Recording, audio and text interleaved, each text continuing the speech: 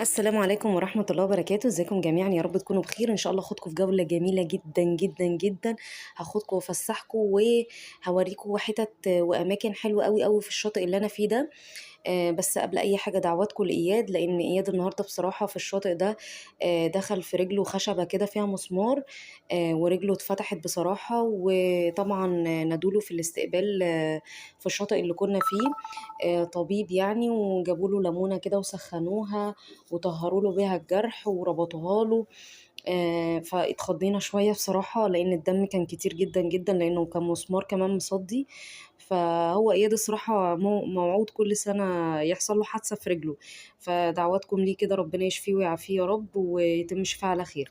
طيب بقى، أنا هاخدكم فين النهاردة؟ أو قبل أي حاجة لازم تتفرجوا على الفيديو للآخر. مش والله عشان المشاهدات، لا أبدا، بس عشان آخر مقطع في الفيديو كان فيه تصوير الجزء الخاص بكبار